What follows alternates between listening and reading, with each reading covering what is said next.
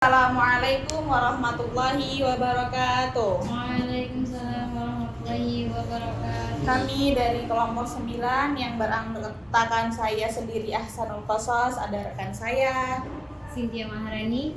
Muhammad Faik Haidar. Kami di sini akan mempresentasikan salah satu materi usul fiqh tentang ijtihad. Baik, untuk materi yang pertama ini mengenai pengertian ijtihad. Kata ijtihad berasal dari kata al-hajj atau al-huj yang berarti al-musqat, yang artinya kesulitan atau kesusahan, dan al-qat kesanggupan dan kemampuan. Atas dasar firman Allah Subhanahu wa taala dalam Quran surat Yunus, artinya dan mencela orang yang tidak memperoleh sesuatu yang disedekahkan selain kesanggupan.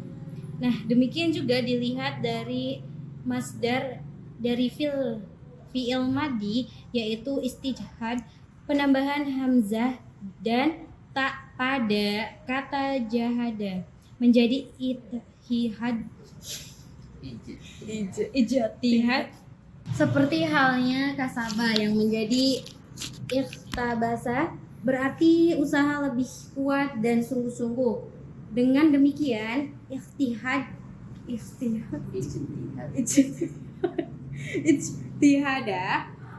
berarti usaha keras atau pengerahan daya upaya. Nah, dalam pengertian lain juga yang berusaha memaksimalkan daya digunakan sebagai upaya yang menyelesaikan masalah-masalah yang menyangkut tentang hukum Islam. Ahli usul fiqh menambahkan kata-kata al-faqih dalam definisi tersebut, sehingga definisi ijtihad adalah pencurahan seseorang faqih atau semua kemampuannya. Sehingga Imam Syaukani memberikan komentar bahwa penambahan faqih tersebut merupakan suatu keharusan, sebab pencurahan yang dilakukan oleh orang yang belum faqih tidak disebut dengan ijtihad. Pengertian lain mengenai istijhad merupakan upaya yang menggali suatu hukum yang sudah ada pada zaman Rasulullah SAW hingga dalam perkembangannya dilakukan oleh para sahabat, tabi'in serta masa selanjutnya sampai sekarang ini. Meskipun pada periode tertentu apa yang kita kenal dengan masalah taklid, ijtihad tidak diperbolehkan, tetapi pada masa periode tertentu kebangkitan atau pembaharuan ijtihad mulai dibuka kembali. Karena tidak dipungkiri, ijtihad adalah suatu keharusan untuk menanggapi tantangan kehidupan yang semakin kompleks. Sementara Imam Al-Amidi mengatakan bahwa ijtihad adalah mencurahkan semua kemampuan mencari hukum syarah yang bersifat dani sampai merasa dirinya tidak mampu untuk mencari tambahan dan kemampuannya itu. Sedangkan Imam Al-Ghazali menjadi batasan tersebut sebagai dari definisi al-istijad atam atau ijtihad sempurna.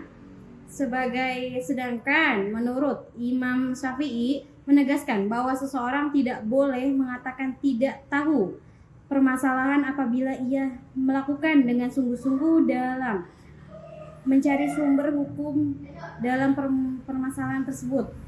Demikian juga dengan ia tidak boleh mengatakan bahwa sebelum menggali sumber hukum dengan sungguh-sungguh, artinya mujtahid juga harus memiliki kemampuan dari berbagai aspek.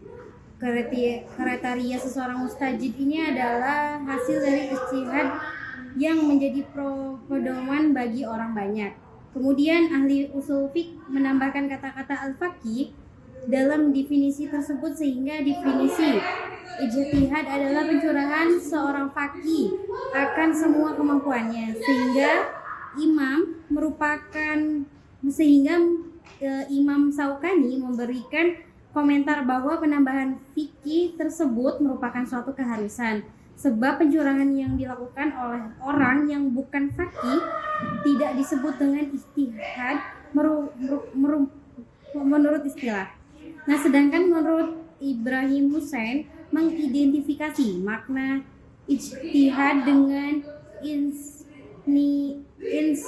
Instibat berasal dari kata nabat karena itu menurut arti bahasa instibat sebagai muradif dari ijtihad, yaitu mengeluarkan sesuatu dari persembunyiannya. Sedangkan menurut mayoritas ulama usul fiqh, ijtihad adalah pencurahan segenap kesanggupan secara maksimal seseorang ahli fikih untuk mendapatkan pengertian tingkat dani terhadap hukum syariat.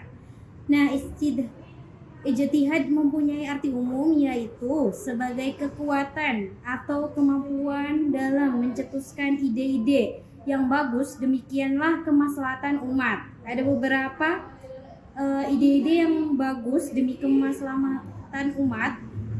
Pendapat bahwa ijtihad adalah penggerak segenap kesanggupan dari seorang ahli fiqh atau mujtahid untuk memperoleh pengertian tersebut hukum syarah ataupun hukum Islam.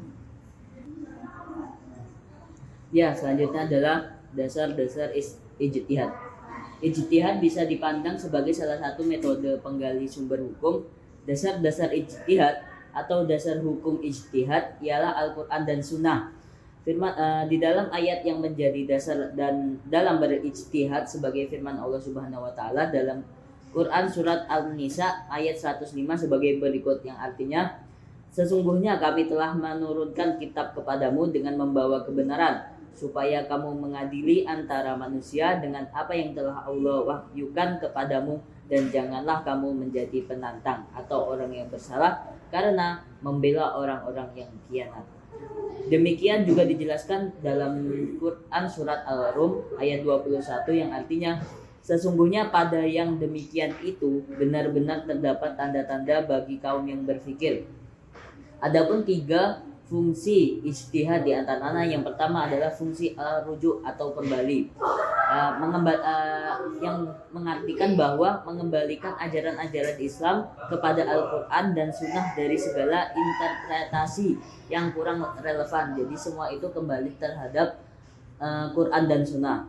Yang kedua adalah fungsi al-ihya atau kehidupan, menghidupkan kembali bagian-bagian dari nilai dan Islam semangat agar mampu menjawab tentang tantangan zaman. Yang ketiga adalah fungsi al-inabah atau pembenahan, memenuhi ajaran-ajaran Islam yang telah diijtihadi oleh ulama terdahulu dan dimungkinkan adanya kesalahan menurut konteks zaman dan kondisi yang dihadapi. Begitu pentingnya melakukan ijtihad sehingga jumhurul ulama menunjukkan ijtihad menjadi hujjah dalam menetapkan hukum berdasarkan firman Allah dalam Quran surat An-Nisa ayat 59, yang artinya, jika kamu mempersengketakan sesuatu, maka kembalikanlah sesuatu tersebut kepada Allah dan Rasul-Nya.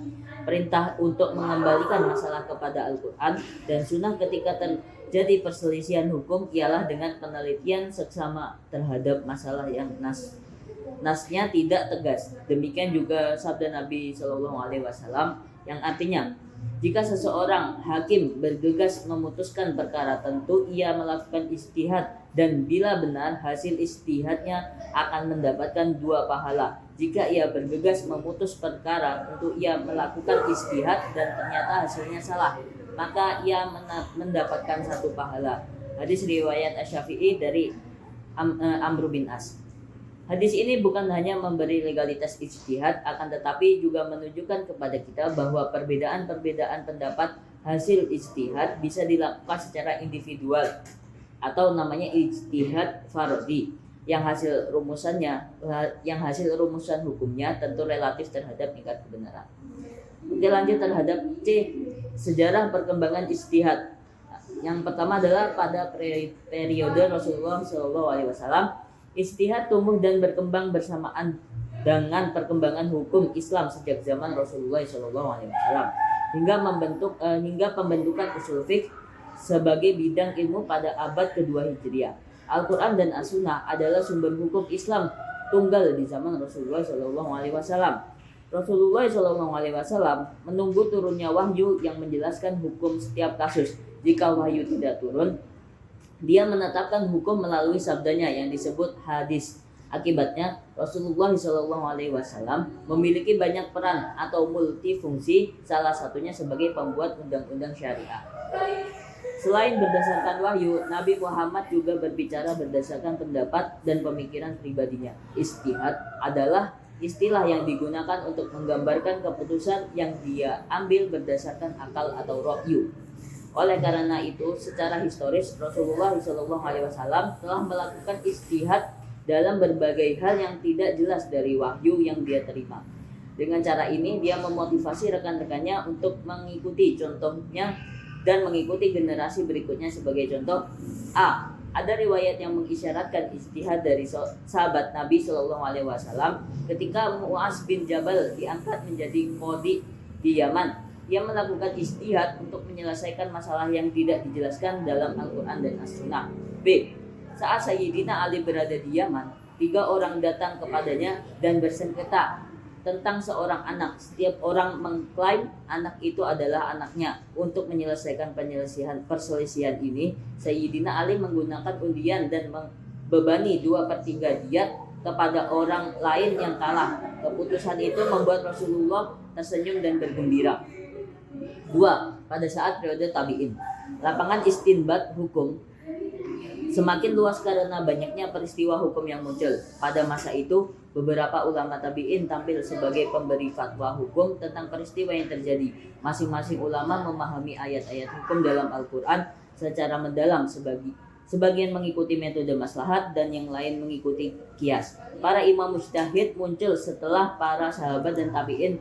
Para mujtahid ini telah mengumpulkan hukum syar'i dalam kitab-kitab fikih madhab semata-mata untuk menjaga keyakinan mereka. Sebagaimana ditunjukkan di atas, ijtihad telah ada sejak zaman Nabi Muhammad SAW.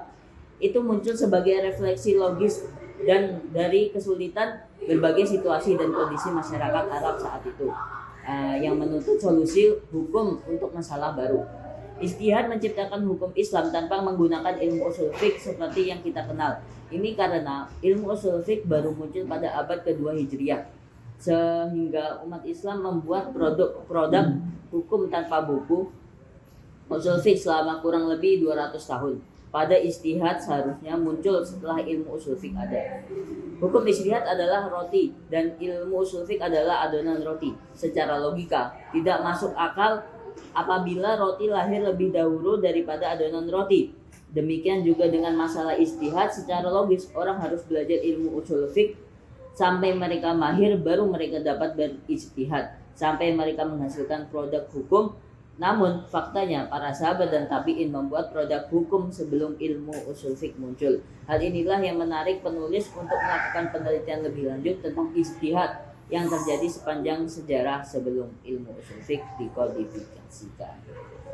Selanjutnya ada syarat-syarat mujtahid.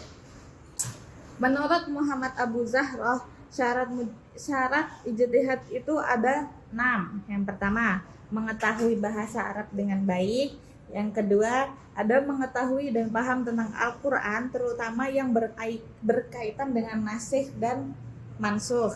Yang ketiga, ada mengetahui sunnah Nabi dengan baik, atau hadis-hadis Nabi, nah seperti itu. Terus selanjutnya ada mengetahui dan memahami berbagai persoalan yang disepakati atau ijma dan yang tidak disepakati dalam kalangan ulama.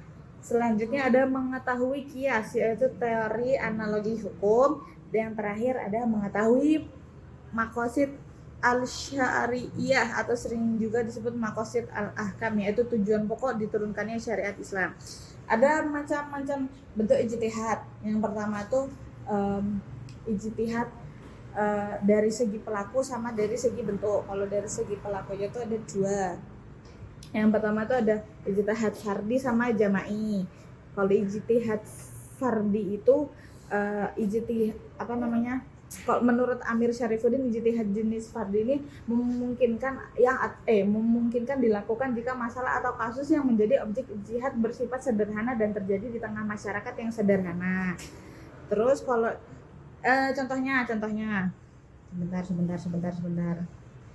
Nggak usah dikasih contoh. Yang dua, ijtihad jami'i adalah dilakukan oleh kelompok ulama atau majelis mujtahid yang bekerja sama untuk mencapai suatu kesepakatan. Terus kalau bisa berdasarkan bentuk itu ada ijtihad qiyasi, bayani, istilahi, sama intiqai. Terus intiqai itu apa? Intiqai menurut Fatur Rahman Jamil, ijtihad ini adalah ijtihad yang dilakukan seseorang atau sekelompok orang untuk memilih pendapat para ahli fikih terdahulu mengenai masalah-masalah tertentu sebagaimana tertulis dalam berbagai kitab fikih, kemudian menyeleksi mana yang lebih kuat dalilnya dan lebih relevan dengan kondisi kita saat ini. Terus ijtihad istilahi adalah ijtihad untuk menggali atau menemukan dan merumuskan hukum syara dengan cara menerapkan kaidah kulli untuk kejadian yang berketentuan hukumnya tidak dapat dalam nas ba'i, qot'i maupun zoni dan tidak memungkinkan mencari kaitannya dengan nas yang ada dan juga belum diputuskan dalam ijma'. Terus ada kiasi adalah untuk menggali atau menetapkan hukum terhadap suatu kejadian atau peristiwa yang tidak ditemukan dalilnya secara tersurat dalam nas, baik secara qot'i maupun zoni, juga tidak ditemukan dalam bentuk ijma yang telah menetapkan hukumnya. Yang terakhir ada ijtihad bayani, adalah ijtihad yang untuk menemukan hukum dari nas namun sifatnya zoni, baik dari segi ketetapannya maupun dari segi penunjukannya. Baik, untuk kesimpulannya adalah ijtihad merupakan usaha keras dan pencurahan segala kemampuan seseorang ahli fikih atau mujtahid dalam memahami dan mencari hukum syariah Islam. Kata ini berasal dari al-jad yang berarti kesulitan atau kesusahan, dan al-qad yang berarti kesanggupan dan kemampuan. Beberapa ulama seperti Imam Al-Midi dan Imam Al-Ghazali memberikan definisi ijtihad yang menekankan pencurahan kemampuan untuk mencari hukum syara yang bersifat dani hingga mencapai ketidakmampuan untuk menambahkan pemahaman tersebut. Dasar-dasar ijtihad berakal pada Al-Quran dan Sunnah. Nah, dengan tugas mengembalikan ajaran Islam kepada sumber-sumber utamanya, fungsi ijtihad antara lain melibatkan kembali ajaran Al-Quran dan As-Sunnah, menghidupkan kembali nilai-nilai Islam agar relevan dengan zaman, serta melakukan pembenahan terhadap interpretasi sebelum yang mungkin tidak sesuai dengan konteks zaman dan kondisi. Cukup sekian dari kelompok kami, kurang lebihnya dan mohon maaf. Wassalamualaikum warahmatullahi wabarakatuh. Waalaikumsalam.